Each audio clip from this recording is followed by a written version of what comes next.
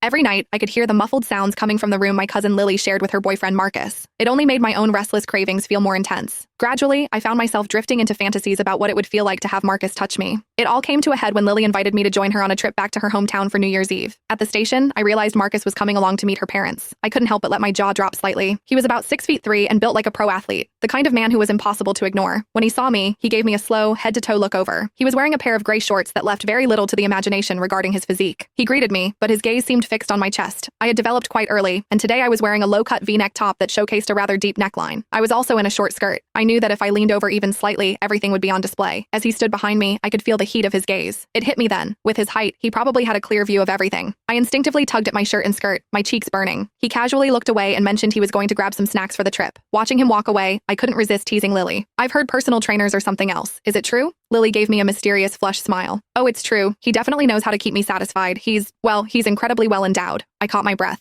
My God, that must feel incredible. I couldn't help but wonder what it would be like to experience that just once. I glanced back in his direction. As he walked, his physical presence was undeniable, shifting with every step. I'd heard rumors about how much a man like that could grow. I felt a sudden weakness in my legs just thinking about the logistics of it. Lily had told me before that he was high maintenance, needing attention several times a day. Every time I saw her, she had a certain radiant glow. It was clear she was being very well taken care of. As I was lost in thought, Lily leaned over and winked at me. "Want to give him a try?" My breathing hitched. I bit my lip, feeling a wave of guilty excitement. "Lily, stop teasing me!" I looked up and saw a flash of genuine interest in Marcus's eyes as he overheard our exchange. Finally, we boarded the train. Lily had booked a private sleeper cabin for us. It was just the three of us in the compartment, with a curtain drawn across the entrance for privacy. She and Marcus settled onto the bunk opposite mine. Lily leaned against him, scrolling through her phone, while his hands began to wander freely. Watching them, my face felt like it was on fire. I tried to focus on my own phone to hide the awkwardness, but my eyes kept drifting back. Lily was wearing a tight purple dress that hugged every curve perfectly. 10 minutes passed, and I noticed Marcus's hand slipping beneath the fabric several times. When his hand eventually emerged, it was glistening. Lily whispered shyly, "Wait, Claire is still right here." As night fell and the train grew quiet, the attendant dimmed the lights to their lowest setting. To my shock, Lily climbed onto Marcus's lap and they began to move in rhythm. I licked my lips, my mind racing with vivid images. Before I knew it, I drifted off to sleep. I don't know how long I was out, but Lily's voice eventually woke me. I opened my eyes to find the cabin lights back on. Lily gave me a playful wink. "Claire, are you hungry? Could you go to the dining car and grab 3 meals for us?" Looking at the obvious physical state Marcus was in, I knew exactly what she was asking for. "Sure," I replied quickly.